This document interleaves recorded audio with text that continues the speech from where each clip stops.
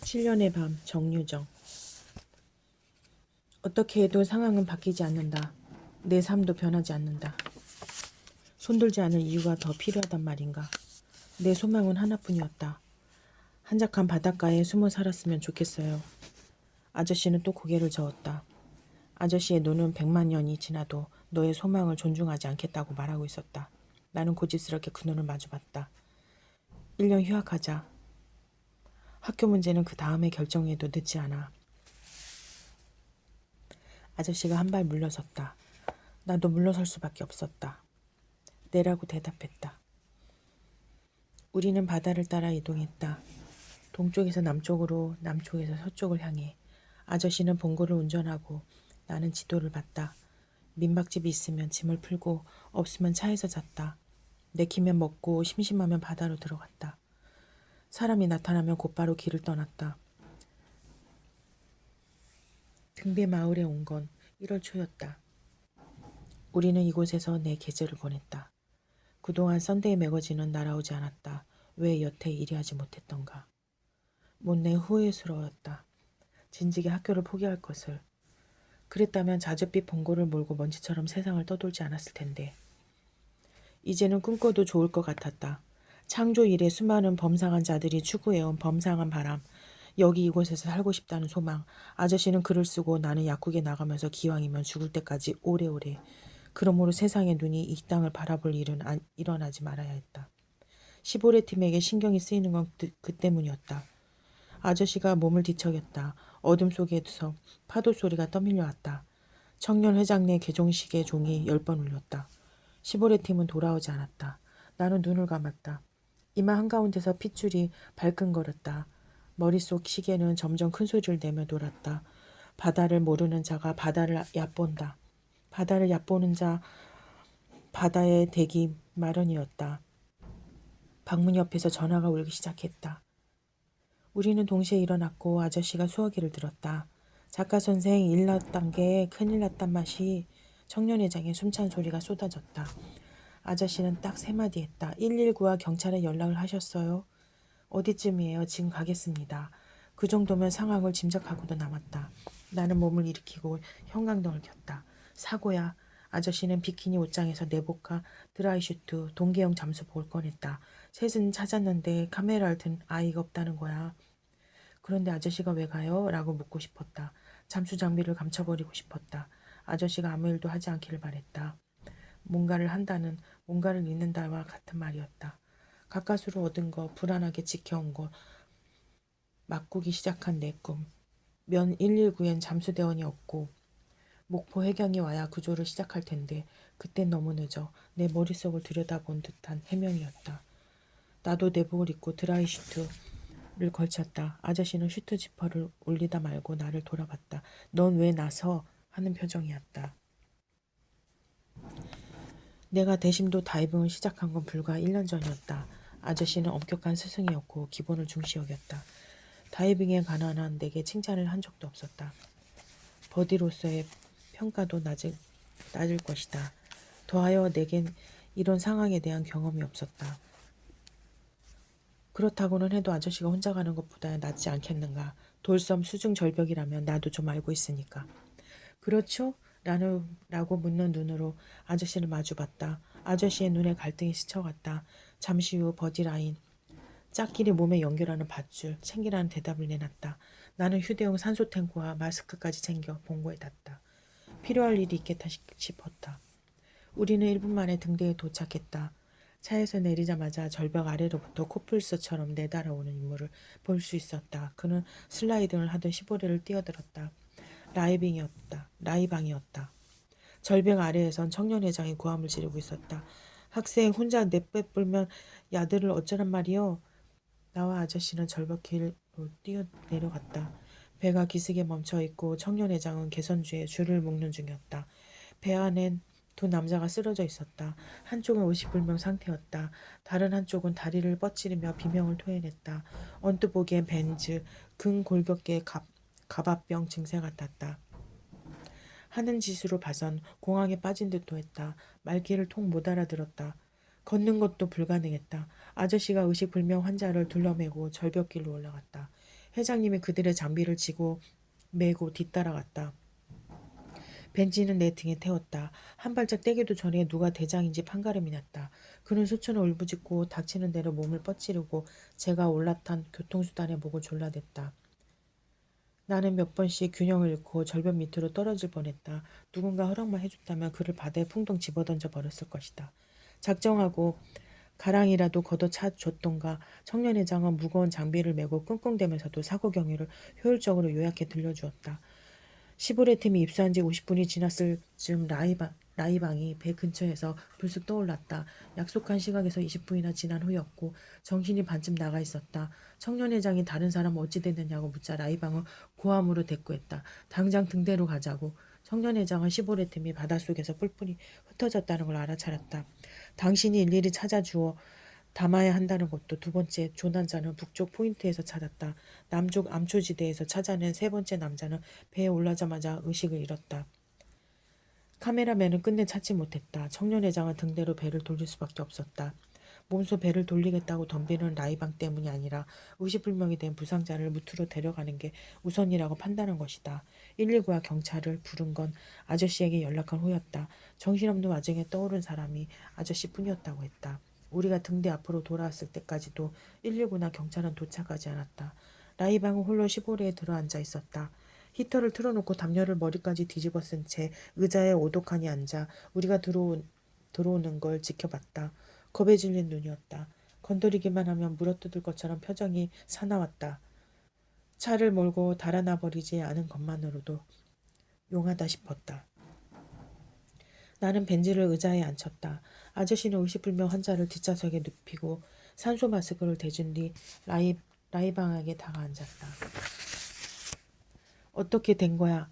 난 잘못한 게 없어. 대꾸하는 목소리도 표정만큼 사나웠다. 아저씨는 라이방의 어깨를 흔들었다.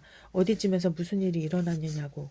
손대지 마. 머리 아프고 토할 것 같고 당장 죽을 것 같단 말이야. 라이방은 아저씨의 가슴팍을 빌쳤다. 아저씨는 그의 멱살을 잡아채 얼굴을 마주보게 했다. 똑바로 대답 못해? 나 씨발. 라이방은 아저씨의 손을 뜯어내려고 버둥거리다가 숨을 식은대며 악을 쓰기 시작했다. 직벽 중간이야. 무시무시한 물기둥이 머리를 덮쳤다고. 부력으로 하강을 저지하면서 벽에 붙으려고 했는데 갑자기 위로 튕겨나갔단 말이야. 됐어? 대고도 남았다. 돌섬 서쪽 포인트 수십 9m 지점에는 절벽 난간이 있다.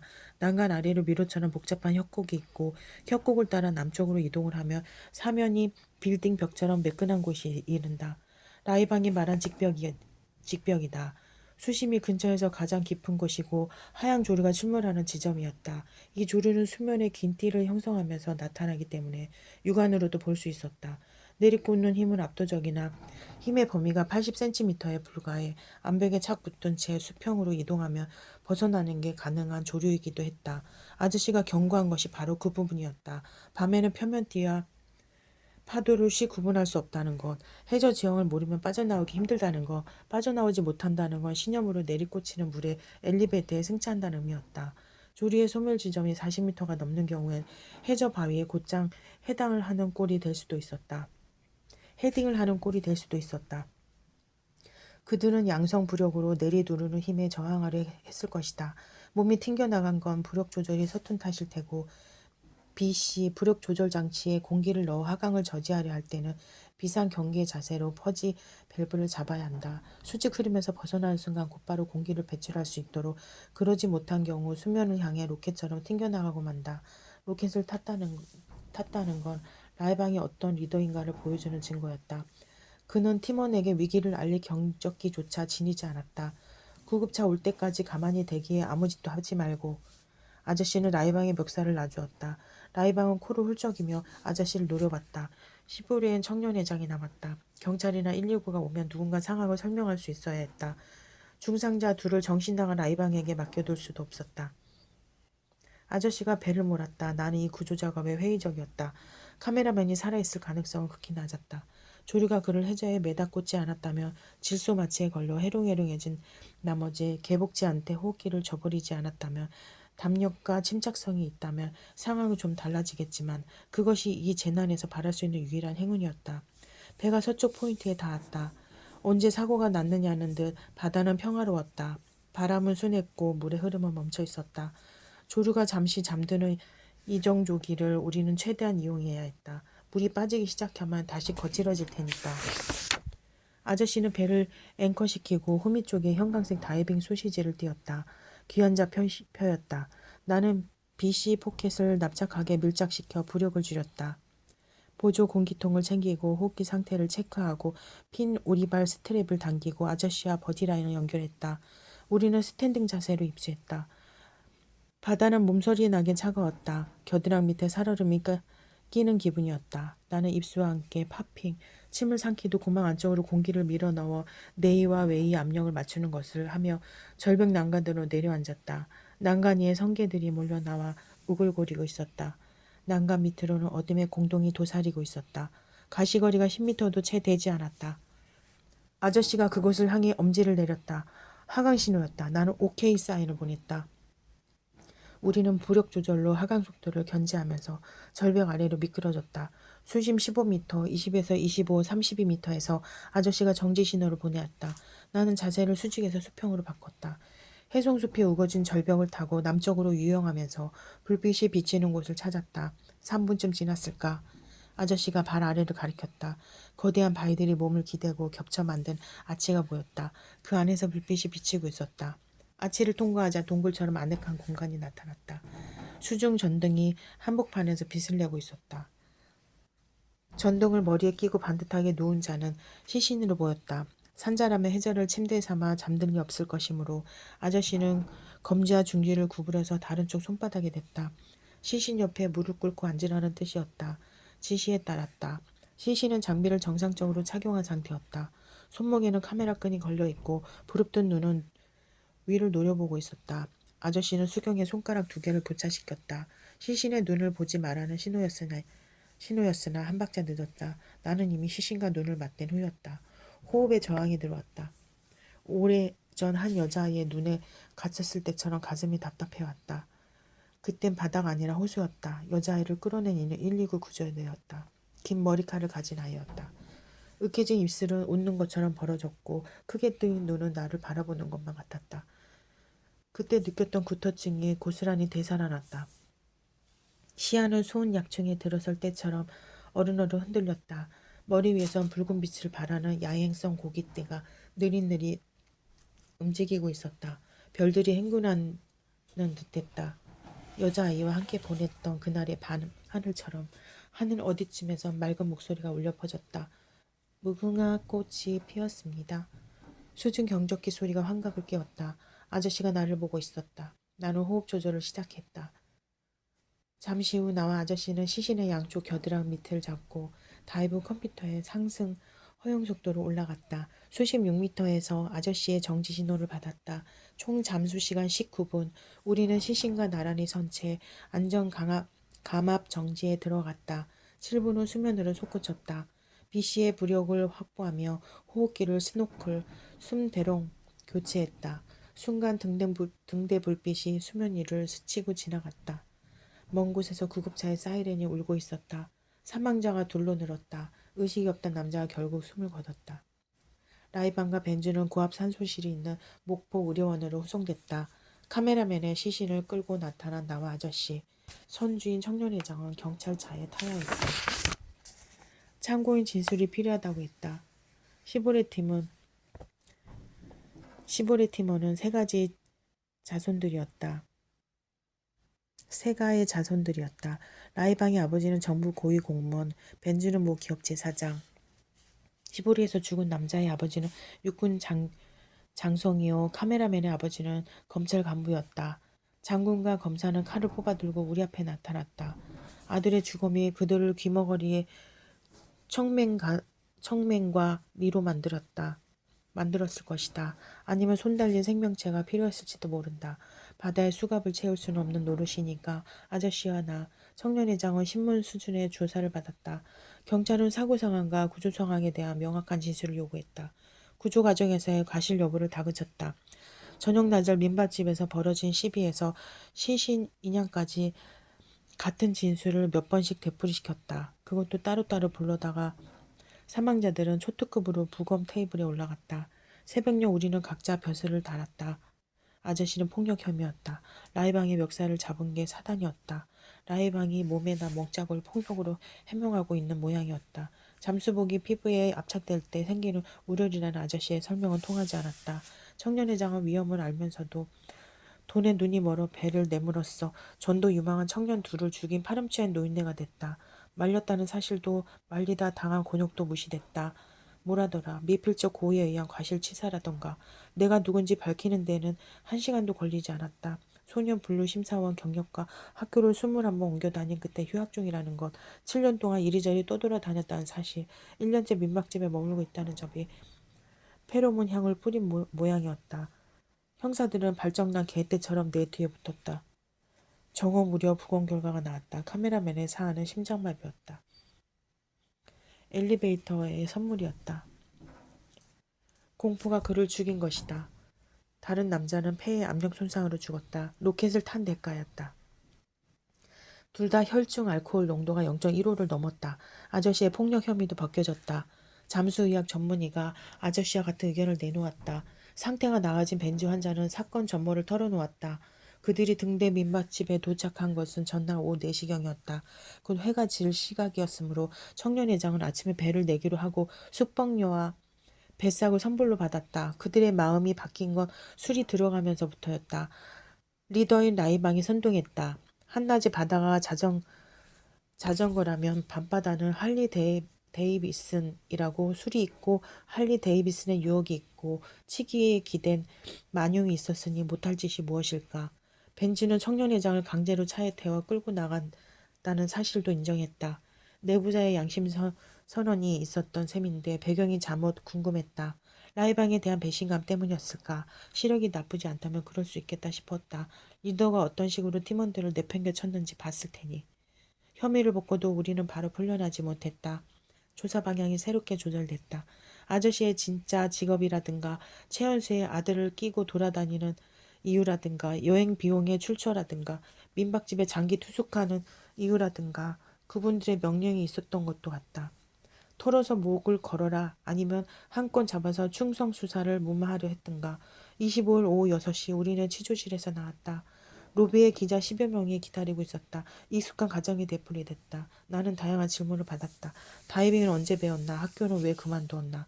가장 인상적인 질문은 사형제도를 어떻게 생각하는가였다. 나는 질문이 날아온 쪽을 돌아보았다. 젊은 기자와 시선이 부딪혔다. 사형제도라고? 차라리 누군가를 사형시켜 본 적이 있느냐고 물어라. 그러면 답할 수 있겠다. 내 안에 사형 집행자가 산다고? 주 고객은 아버지나 때로 타인의 목에도 밧줄을 건다고. 오래전 내 담임이었던 사팔대기 사내이기도 하고. 나만 보면 비명을 지르던 사촌 계집애들이기도 하며 발정난 개나 검사나 장군일 수도 있다고.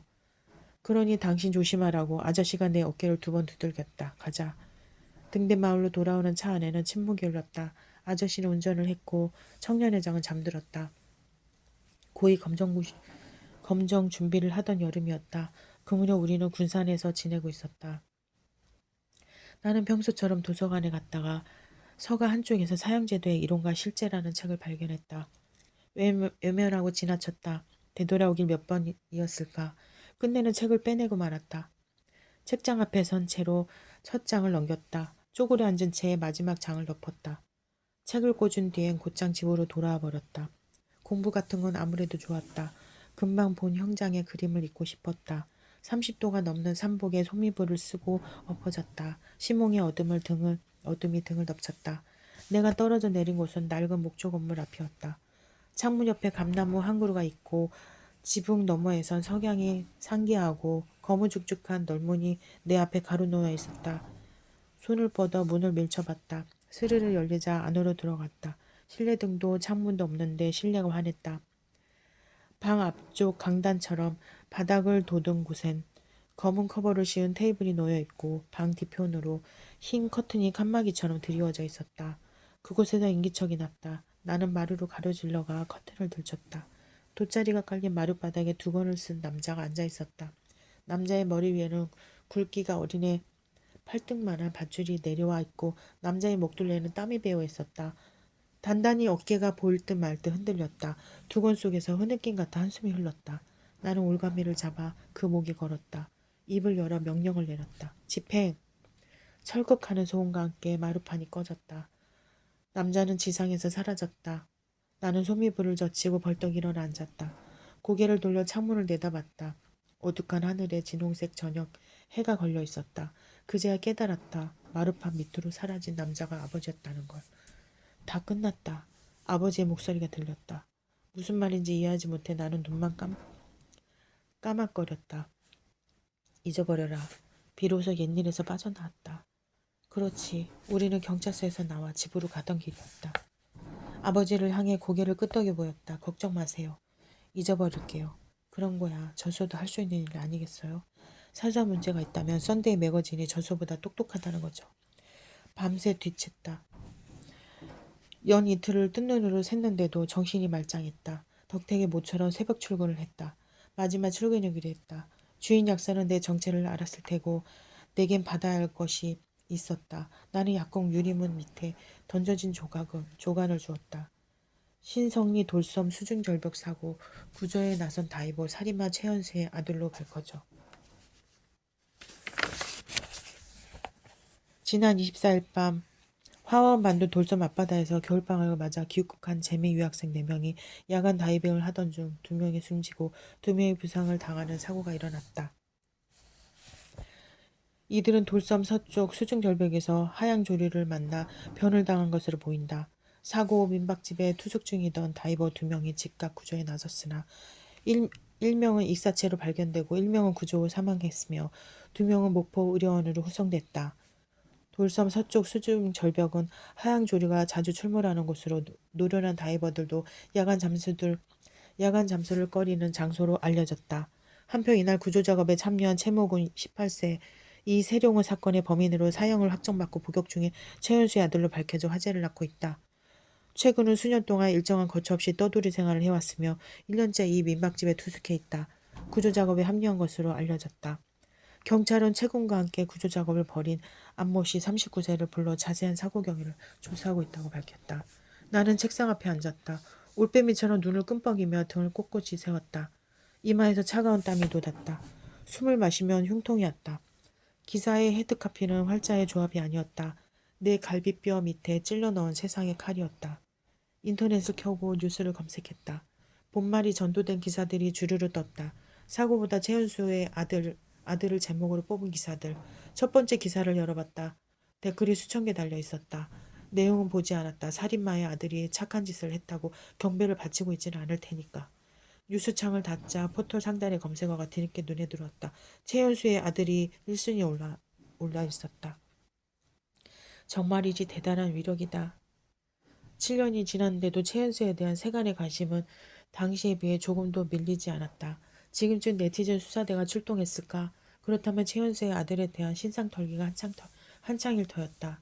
머리를 박박 민 소년 블루 심사원 시절의 사진이 나돌아다닐 것이고 과대망상이라면 좋으련만. 약국 청소가 끝나갈 무렵 주인 약사가 출근했다. 그는 잠자코 책상 앞에 앉았다. 내가 올려놓은 신문을 폈다. 나는 다 읽을 때까지 기다렸다. 그와 마주 앉은 건 30분 후였다. 저 오늘까지만 일하겠습니다. 말하고 나자 몸소리가 났다. 내일은 뭘 하나. 뭘 하든 어디를 가든. 썬데이 매거진이 없어도 친애하는 세상은 나를 꽉 붙들고 놓지 않을 텐데. 약사는 다리를 꼬고 나를 올려봤다. 그 시선을 피하지 않았다. 고개 숙이고 싶지도 않았다. 나는 죄인이 아니었다. 그럴 것 없다. 약사가 말했다. 며칠 지나면 관심 끄겠지. 가서 일해. 의외였다. 바르르 떨며 나를 쫓아내는 건 보스의 품격이 떨어지는 행동이라 판단했을까?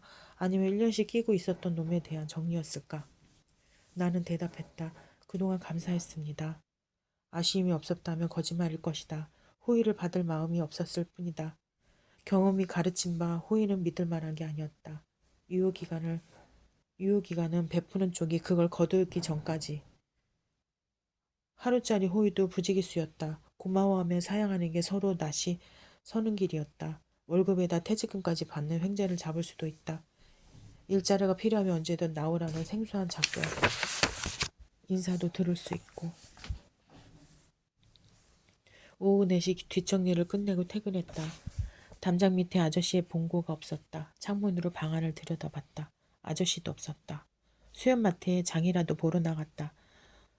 하다 고개를 갸웃했다. 마트에 갔다가 바로 옆에 있는 파파 약국에 들르지 않을 리 없었다. 취재를 나간 것도 아닌 듯했다. 방문 옆에 아저씨의 취재 가방이 그대로 걸려 있었다. 뒷곁에 자전거를 세우고 나자 등 뒤에서 청년회장 목소리가 났다. 네 언제 들어왔냐? 계셨어요? 집이 조용해서 어디 나가신 줄 알았어요. 아니요, 나 방에 있었는디. 청년회장은 내게 상자 하나를 내밀었다. 좀 전에 배달 오토바이가 와서 두고 간 것이라고 했다. 구두 상자보다 조금 컸고 보낸 사람 주소도 이름도 없었다. 수신자 위치에 민박집 주소와 내 이름만 적혀 있었다. 아저씨는 어디 가셨어요? 근게 나랑 점심을 같이 먹었는디 한숨 자고 일어나 본 게로 없더란 마다. 차도 없고. 나는 방으로 들어가려다 새삼스러운 마음으로 청년회장을 돌아봤다. 이 양반은 왜 우리에게 나가라고 하지 않는지. 가뜩이나 횡한 민박집 나 때문에 문을 닫아야 할지도 모르는데. 상자를 열었다. 이해 못할 물건들이 차례차례 나왔다. 아저씨의 취재 수첩, 아저씨가 취재를 나갈 때마다 차고 다니는 레코더 시계, 내가 약국에 취직해 첫 월급을 탄 날 선물한 동전 모양의 USB, 편지 묶음과 고무줄로 봉한 스크랩북, 맨 밑에 두툼한 A4 용지 묶음이 놓여 있었다. 겉장에는 아무것도 씌어 있지 않았다. 표지를 넘기자 예상치 못한 표제가 나타났다. 프롤로고 2004 8월 27일 세령호. 표제의 의미를 짚어보기도 전에 눈이 먼저 아래로 움직였다. 소녀는 학교 앞 버스 정류장에 서 있었다. 승강장 표지에 등을 기대고 운동화 코로 도로 턱을 툭툭 차면서 고개를 숙이고 있어 얼굴은 볼 수 없었다. 보이는 부분은 희고 둥근 이마와 바람에 나풀거리는 긴 머리칼 뿐이었다.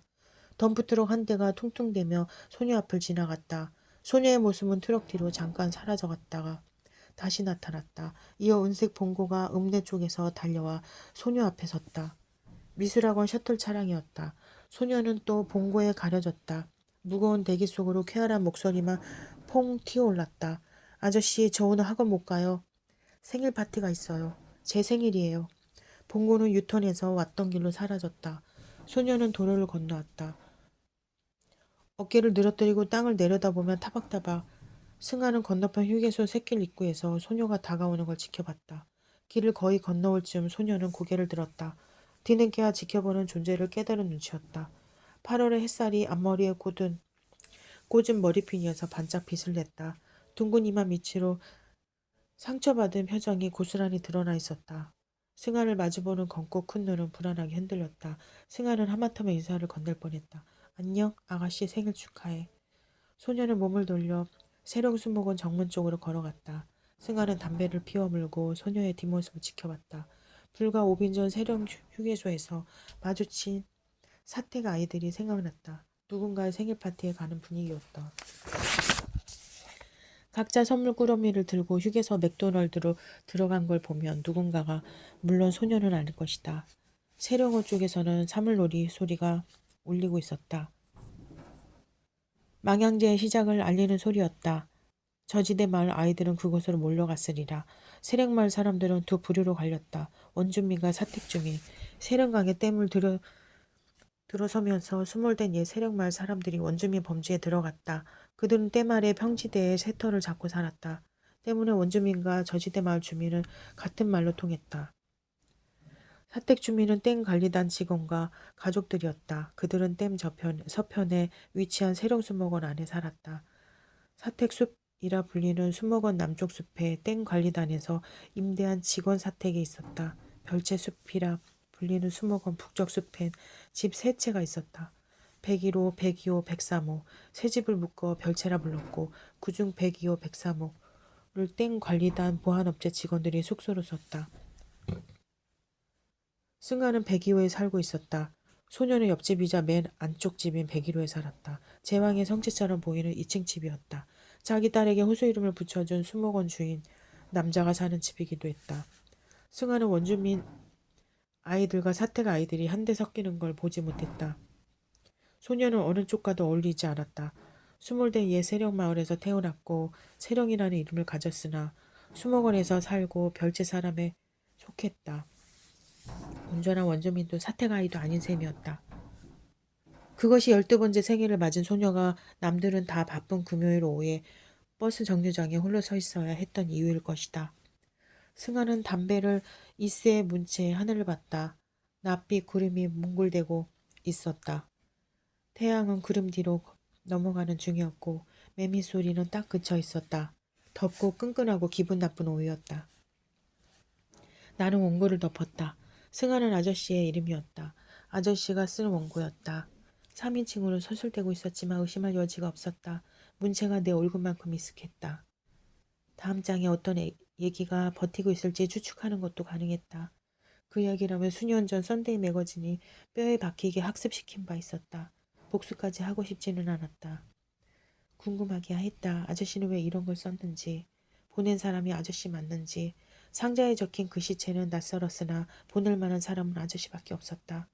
자전거를 몰고 등대로 나갔다. 절벽 끝에 엉덩이를 깔고 앉아 바다를 봤다. 수평선이 불이 번지는 들판처럼 붉었다.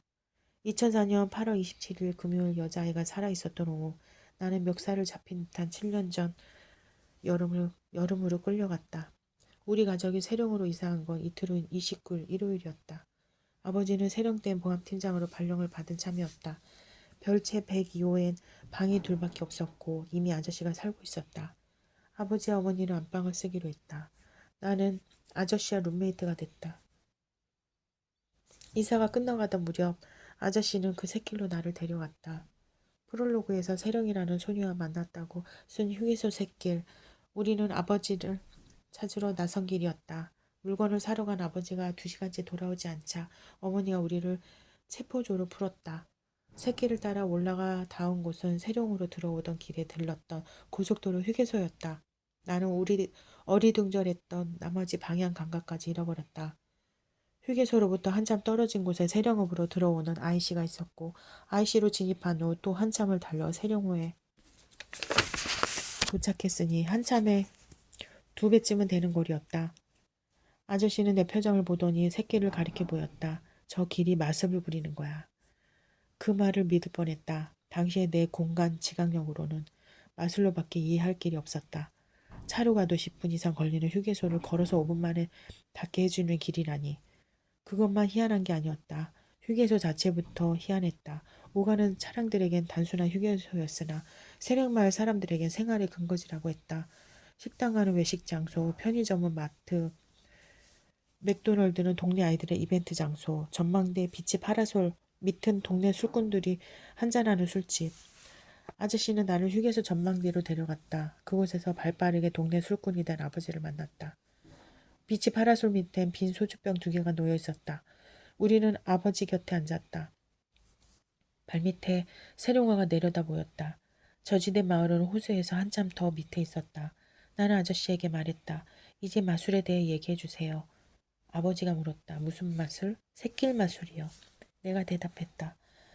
아버지는 아저씨를 봤다. 아저씨는 하하 웃었다. 서원이 나선영이 뭔지 알지? 나는 손가락으로 소용돌이를 그려 보였다. 좋아, 세령호는 세령강 때문에 지으면서 생긴 호수야. 세령강은 세령봉 기슭을 따라 흐르던 강이고 당연히 산 아래쪽은 물에 잠기겠지. 거기 있던 마을은 가장 낮은 지대로 옮겨가고 세령봉 옆으로는 고속도로가 뚫리고 휴게소는 그 길목에 지어진 거야. 1층은 세령호, 2층은 휴게소라고 상상하면 그림이 나오지. 고속도로는 1층과 2층을 잇는 나선형이야. 새끼는 사다리고 사다리를 타면 2층에 곧장 닿겠지.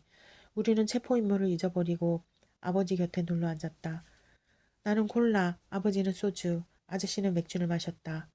볕이 붉어지고 그림자가 길어졌다.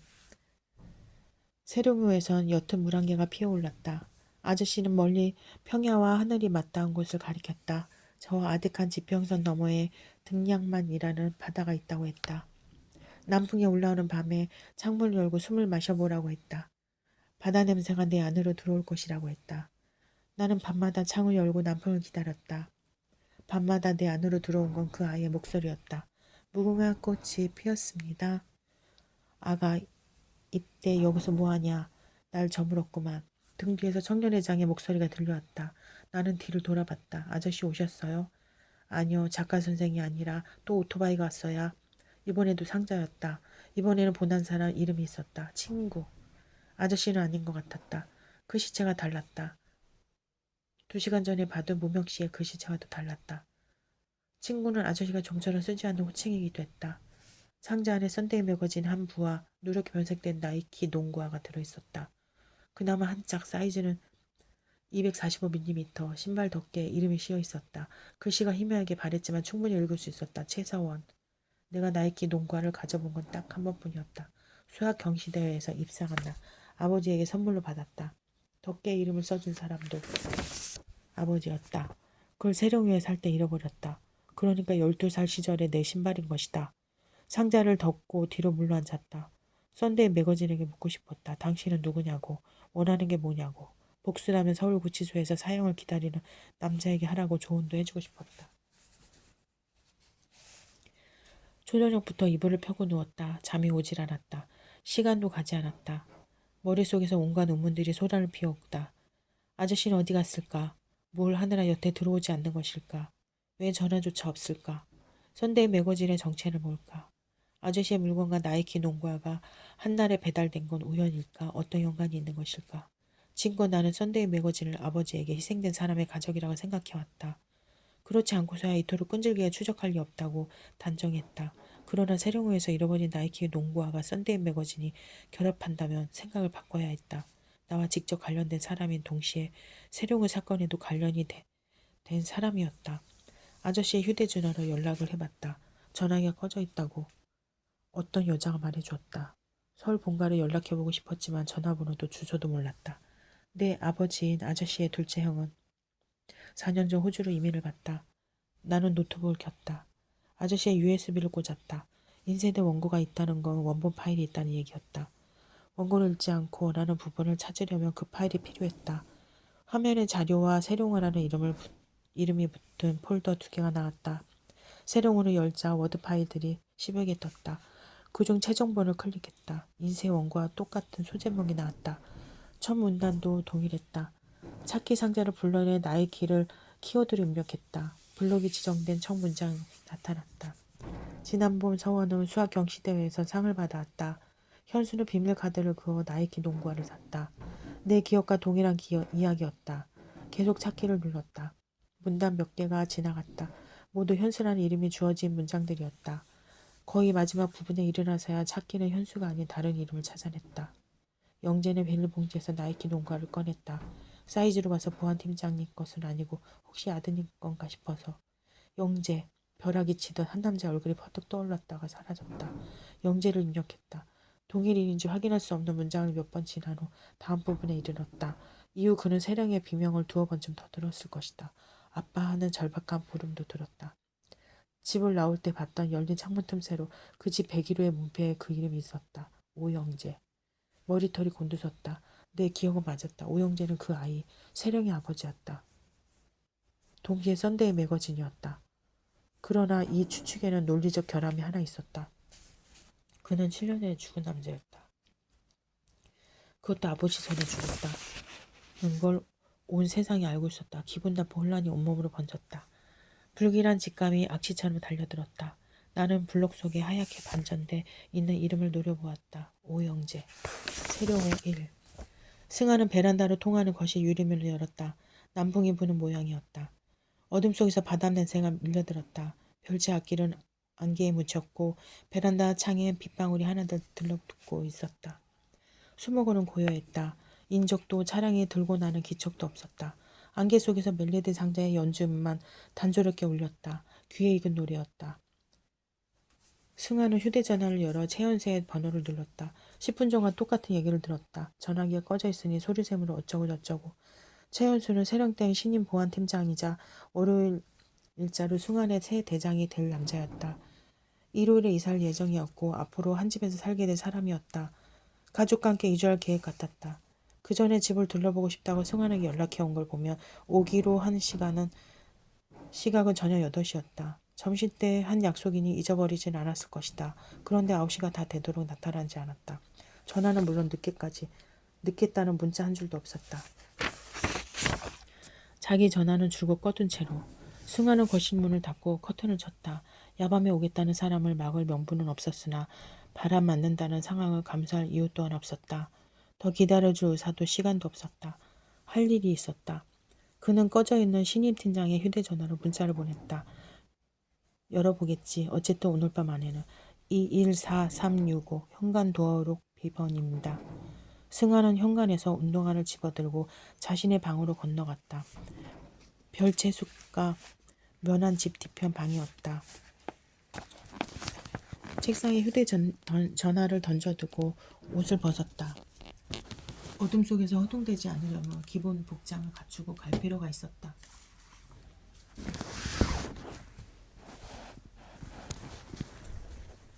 웨트슈트, 웨이트벨트, 마지막으로 종아리에 잠수용 나이프를 찼다. 그때 책상에서 휴대전화가 울리기 시작했다. 그는 움찔했다. 팀장이라면 남편이었다. 다 왔으니 기다리라고 하면 빼도 박도 못할 판이었다. 아버지 일 공산도 있었다. 밤 9시는 한 장 걸친 아버지가 전화를 걸어 꽃노래를 부르는 시각이었다. 언제까지 소설인지 뭔지를 쓴답시고 똥개마냥 쏟아낼 테냐. 멀쩡한 직장 팽개치고 내빼더니 나이 33에 기껏 땜 경비 노릇이냐. 장가는 안 갈 참이더냐. 이 꼴을 보자고 온 식구가 등뼈 휘게 잠수질해서 너를 가르친 줄 아느냐. 내 형 말대로 내 놈이 챈들러인지 히틀러인지 하는 양놈처럼 될 제목이면 왜 아무도 나를 작가 예비로 대우하지 않느냐. 휴대전화 소리가 끊겼다. 승아는 운동화를 신고 창밖으로 뛰어내렸다. 수중 카메라와 기타 장비가 든 배낭을 등에 메고 집안을 되돌아보았다. 반쯤 열어둔 방문 너머로 거실이 내다보였다.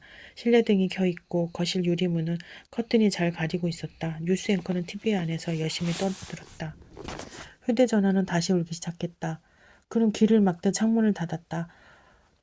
수중 라이트가 달린 헬멧을 뒤집어 쓴 뒤 101호 뒷뜰 쪽으로 걷기 시작했다. 101호 뒷뜰을 지나 20여 미터쯤 가면 철망 담장으로 둘러싸인 수목원 북쪽 경계선이 닿았다. 거기에 수목원 관리인 노인이 나타나는 개구멍만 하는 샘문이 있었다. 자물쇠가 없어 빗장만 풀면 나갈 수 있는 문이었다. 친절하게도 문 위에는 외등까지 달렸다. 빛을 지펴서 앞만 보고 걸어가며 목표 지점인 개구멍에 도착하는 것이다. 문제는 승한이 앞만 보고 걷지 못하는 인간이란 데 있었다. 10발짝도 떼지 않아 101호 뒷방 창문이 그의 곁눈질에 걸려들었다. 세령이라는 이름을 가진 그 집 여자아이의 방이었다. 창문이 반쯤 열려 있었다. 방충망도 커튼도 딱 그만큼 젖혀둔 상태였고 창턱에선 모기향이 연기를 피우고 있었다. 승아는 걸음을 멈췄다. 방 안이 자동으로 들여다보였다. 창문 맞은편에 방주인의 사진이 걸려 있었다. 하나로 딱 정수리에 올려붙은 머리, 둥근 이마와 정면을 응시하는 검은 눈동자, 긴 목. 사진 속 세령은 드가의 그림에 등장하는 어린 발레리나 같았다. 그 모습 위로 몇 시간 전 버스 승강장 표주에 기대서서 도로턱을 툭툭 차던 모습이 그림자처럼 겹쳤다. 사진 아래 흰 크릭 책상 위에선 유리잔에 담긴 양초들이 탔다. 초록색 하나, 붉은색 둘, 그 옆에로 국갈 모자를 쓴 동물 인형들이 앉아있고 인형 앞에선 대관람차가 돌았다. 꼭대기에 보름달 형상의 전구가 달리고 전면에는 달로 손을 뻗으며 날아가는 소녀 인형이 붙은 멜로디 왕구였다. 저녁 내내 안개 속을 흐르던 연주음의 진원지이기도 했다. 침대에는 세령이 잠들어 있었다. 늘 닦고 있던 머리칼을 길게 풀어헤치며 붙이고 이불릿에 얼굴을 반쯤 묻은 채 새근새근 아기 숨을 쉬었다. 대관람차의 단적으로 연주음 때문이라고 승아는 생각했다. 촛불이 비추는 세령의 모습은 기묘할 만큼 실제감이 없었다. 꿈결 속 아이처럼 흐릿한 형상에 불과해 보였다. 손을 뻗으면 닿을 만큼 가까이에 있는데도 승아는 배낭을 추스리고 몸을 돌렸다. 그러고도 선둔 창문 앞을 떠나지 못했다. 방 앞 풍경이 못내 거슬렸다. 아이 혼자 생일 파티를 하다 잠들어 버린 걸로 보였다. 제 아빠가 있다면 한밤중까지 촛불을 타고 있을 리 없었다. 창문은 닫혀 있어야 했다. 별지 앞길에 흰 BMW가 들어와 있어야 하고 있었던가 기억이 분명치 않았다. 기억보다는 상상이 더 분명한 장면을 보여줬다. 바람에 흔들린 촛불이 인형들이 머리를 차례차례 옮겨붙는 장면. 인형들은 노란 불길 속에서 한순간에 오그라졌다. 승아는 눈을 껌뻑거리며 불길한 상상을 내쫓았다. 곧바로 발을 떼서 창문 앞을 떠났다. 이웃집 아저씨는 예쁜 여자의 근처에 얼씬되지 않는 게 현명했다. 이웃집 아저씨가 해야 할 일은 개구멍 문을 빠져나가 세령으로 가는 것이었다. 누군가 안개 낀 야밤에 잠수복 차림으로 잠수 장비를 메고 반드시 개구멍을 통해서 세령으로 가야 하는 이유가 뭐냐고 묻는다며 그는 어느 대가의 말씀을 빌려와 이렇게 대답할 것이다. 고양이는 뭔가를 핥혀야 하고 개는 뭔가를 물어뜯어야 하며 나는 뭔가를 써야 한다. 승한이 세령된 보안직에 지원한 건 근무 조건에 혹해서였다. 상가 호수가 주변에 있는 콘도식 통나무집에 숙소를 제공됐다. 보수도 괜찮았다. 그가 거쳐온 직업 중에서 중간은 같다. 철도청 직원보다는 적고 경주마 목장 말똥 청소부보다는 많고 1년 계약직이라 다시 조직의 개미가 됐다는 기분도 들지 않았다. 운이 좋다면 변덕스러운 인사와 좋아할 수도 있을 것 같았다. 자신에게 베스트셀러 작가라는 별을 달아주고 돈도 좀 지어줄 앞모양의 뮤즈. 모처럼 정답을 골랐다. 처음으로 휴게소 전망대에 올라갔던 승아는 그렇게 생각했다. 여름이 시작되던 6월 첫날이었다. 춥지도 덥지도 않은 날이었다. 맑지도 흐리지도 않은 오후였다. 진주빛 하늘에는 핵무리가 져 있었다. 세령호 일대를 감상하기에 딱 좋은 날이었다. 댐 조각도에 의하면 세령호는 북쪽 파령산에서 발원해 남해로 흘러들어온 강을 막아 생긴 호수였다. 호수 양편에는 능선이 가늘고 곧은 산봉우리 2개가 길게 놓여 있었다. 휴게소 전망대가 있는 쪽 봉우리가 세련봉 건너편, 봉우리가 소령봉, 세련봉 기슭엔 오리나무 숲이 우거지고 숲속에 폐쇄된 목장 축사 한동, 목장 입구 밑에는 안길이라 불리는 호숫가 도로가 댐까지 쭉 이어지고 있었다. 호수는 성숙한 여체의 반신상 형태를 그렸다. 긴 목줄은 보이는 강물 윈도, 볼록해지는 가슴 부위에 위치한 선착장, 가슴 한복판에 점처럼 박힌 한솔등이라 불리는 서마라, 가슴 밑에 자리 잡은 취수탑, 길고 풍만한 하체는 댐이 받치고 있었다. 댐 말에 일공도교라 부르는 다리가 있고 숨은 경비실과 숨은 공도교가 끝나는 소련봉 쪽에 있었다. 숨은 아래로부터 형성된 지류는 남쪽 평야지대를 둘로 가리면서 지평선 넘어 바다로 흘러갔다. 세령마을은 이 지류를 중심으로 형성돼 있었다. 수문이 있는 소령봉 쪽 지류 비탈에 댐 관리단과 수력발전소, 세령봉 능선에 세령수목원이 있었다. 지류 양편을 잇는 두 편의 두 번째 다리가 이공도교였다. 이 공도교 밑에는 저지대 마을이 있고 3공도교는 지방도와 연결되면서 공공기관과 상가층으로 형성했으며 상가 서쪽으로 4km쯤 떨어진 곳에 세령읍이 있었다. 세령수목원은 세령봉 구식에서 시작해 상가 지구까지 이어지는 광활한 사유지였다. 1공도교 쪽에 후문이 상가 지구 쪽에 정문이 나와있고 두문을 잇는 중앙통행로 길이는 1km에 달했고 중앙통행로는 수목원 숲을 위아래로 나눈 기준이기도 했다. 별채숲이라 부르는 통행로 위쪽은 세련부 기슭과 맞닿은 구릉지대로 아름드리 편백나무들이 우거져 있었다. 통행로 아래쪽 사택숲은 상가지구와 직접 면한 평평한 저지대였다. 조경이 아기자기해서 숲이라기보다 정원에 가까웠고 곳곳에 감시 카메라들이 눈을 번뜩이고 있었다.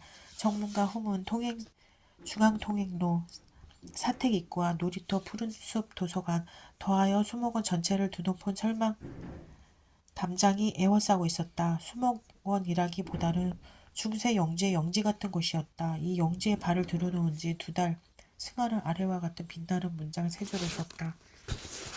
세령은 근방에서 가장 유명한 소녀였다. 상수원지가 있는 이 마을 어디를 가나 그 이름을 들을 수 있었다. 세령휴게소, 세령초등학교, 세령진료소, 세령파출지소, 세령수목원. 소설의 시결은 거기서 멈췄다. 승한의 상상력도 멈췄다. 왜 세령이 등장했던가 알 수 없었다.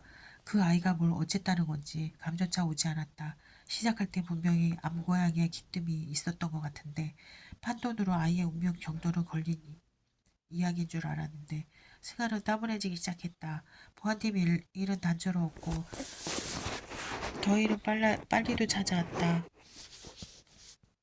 호수는 섹시한 여배우처럼 입을 벌리고 있었으나 몸 한 번 넣어볼 수 없었다. 몸은커녕 손가락 하나 찔러보지 못했다. 가져온 잠수 장비는 벽장에서 내쳐졌다. 이곳에 와서 알게 된 일인바 세령호는 개방된 댐이 아니었다. 인근 4개 도시와 10개군을 먹여 살리는 1급수 상수원이었다. 호수 주변은 철망 담장으로 철통 경호되고 호수 내부 출입도 금지돼 있었다. 호수가 세령봉은 입상 금지 구역이었다. 염소를 키우던 세령 목장은 댐 착공과 함께 폐쇄됐고 축사는 들짐승의 거처로 바뀌어 있었다. 건물을 짓는 것도 부수는 것도 금지 탓이었다. 호수가 도로인 안길 역시 세령 목장 진입로 부근에서 폐쇄됐다. 세령호는 출입금지 팻말로 유지되는 거대 우물인 셈이었다. 수많은 말똥 구덩이와 세령호의 차이가 뭘까 하는 연구로 시간을 보냈다. 들어가 놀 수 없다는 면에서 본질적으로 같았다. 밤새워 지킬 필요가 없다는 면에서 말똥 구덩이가 나았다. 이 덩치 큰 우물은 밤낮으로 교대해서 지켜야 했다. 그 일을 하는 보안팀은 고작 6명이었다.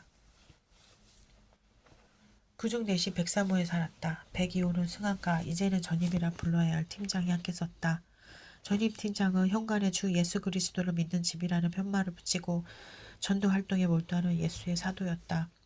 사도의 전도에 밤낮으로 시달린 승아는 눈 밑에는 보잉 선글라스 같은 다크서클이 달렸다. 세 줄에서 멈춰버린 소설 때문에 불면증까지 생겼다. 자리에 누우면 뭔가를 써야 한다는 조급증이 덮쳐오고 일어나 노트북을 켜면 시커먼 현기증이 덮쳐왔다. 밤이 무서울 지경이었다. 그래야 잠 못 이루는 밤이면 떠돌이 고양이처럼 별채숲을 배회하던 습관이 생겼다. 밤새 돌아다녀도 사택 경비가 쫓아오지 않는 곳이었다. 숲이 깊어 인적이 없고 CC 카메라가 없어 사생활 유출을 염려할 필요도 없었다.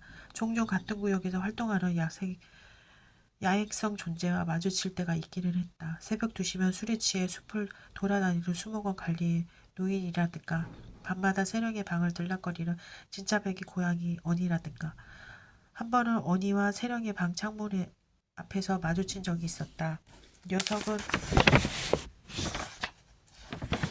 그를 보고도 그리 긴장하지 않았다. 고양이 특유의 나른한 눈으로 바라보다가 몸을 돌려 개구멍 문 쪽으로 휙 사라졌다. 승환도 따라갔다. 개구멍을 나가자 담장 뒷길이 나타났고 길을 타고 걷다 보니 호수기 안길에 닿았다. 쓰레기 차단 스크린이 있는 호수 1번 출입구 앞 담장 뒷길은 호수 안길의 3분의 1 지점과 맞닿아 있는 셈이었다. 그곳에서 다시 언니를 만났다. 녀석은 안개 속을 들락날락하며 한가롭게 걸어갔다. 종착역은 세령 목장 폐축사였다. 축사 한쪽 마루가 꺼져 내린 구멍 안에 큼직한 나무 상자가 들어앉아 있고 상자 바닥에 분홍 담요가 깔려 있었다. 물그릇과 사료그릇이 있는 걸로 보아 무시로 드러나는 이가 있는 듯했다. 세령일이라고 그는 추측했다. 승하는 활동 무대를 개구리 밖으로 확장시켰다.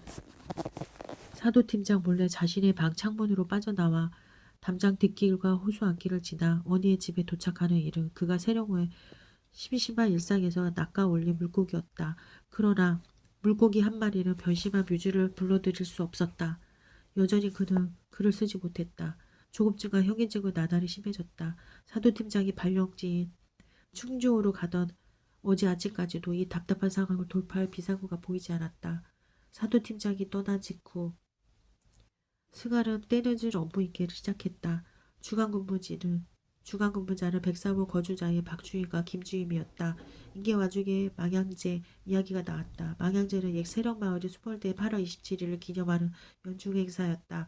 전지대 주민들이 호수 안길에서 한솔동을 향해 지내는 제사였고 오후 3시에 시작해 저녁 7시가 돼야 끝나는 마을 축제이기도 했다. 그거 구경을 말해요? 승환이 묻자 박주임이 대물었다. 왜 가보게? 볼거리 있으면 갈 수도 있죠. 모레부터 비번인데.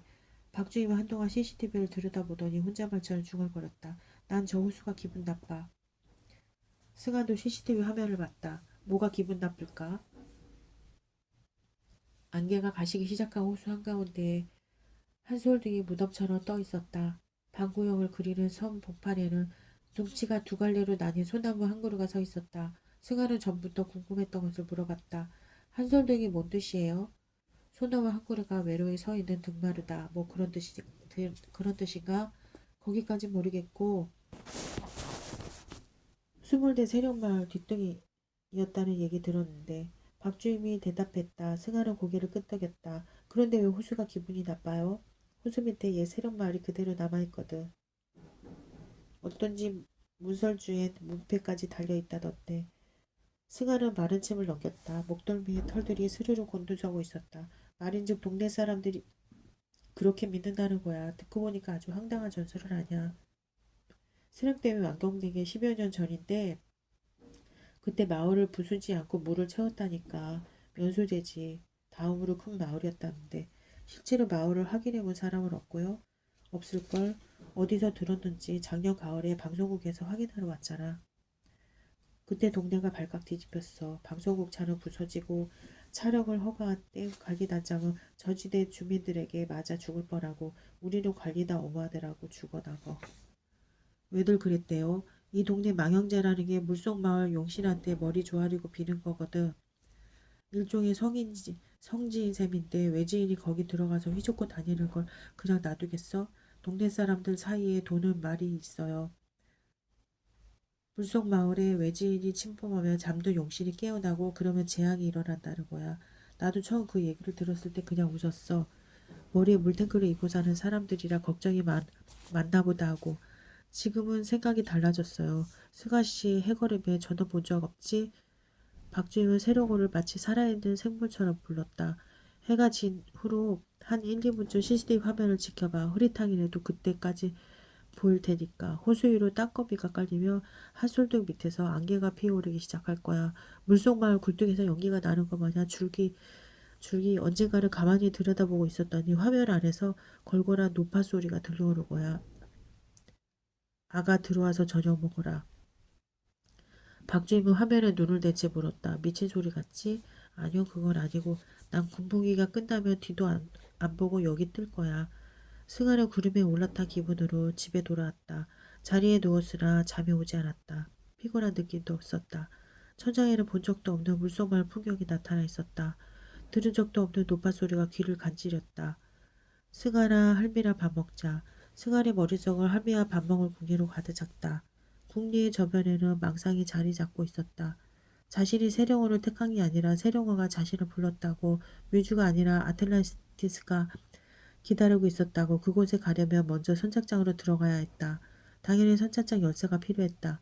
잠수 장비를 메고 월담을 할 수는 없는 노릇이었으므로 오늘 아침 이틀째 야근을 끝내고 퇴근하는 승환의 바지 주머니에 선착장 열쇠 복사본이 들어있었다. 가포 열쇠는 근무교대 시에 인기하는 물품이었으므로 몰래 빌리는 게 불가능했다. 차라리 열쇠를 복사하러 상 가지고 철문점에 몰래 다녀오는 쪽이 쉬었다. 혼자 하는 야근이라 그 사이 관리나 경비실이 빈다는 문제가 있었지만 승환은 과감하게 그 점을 무시했다.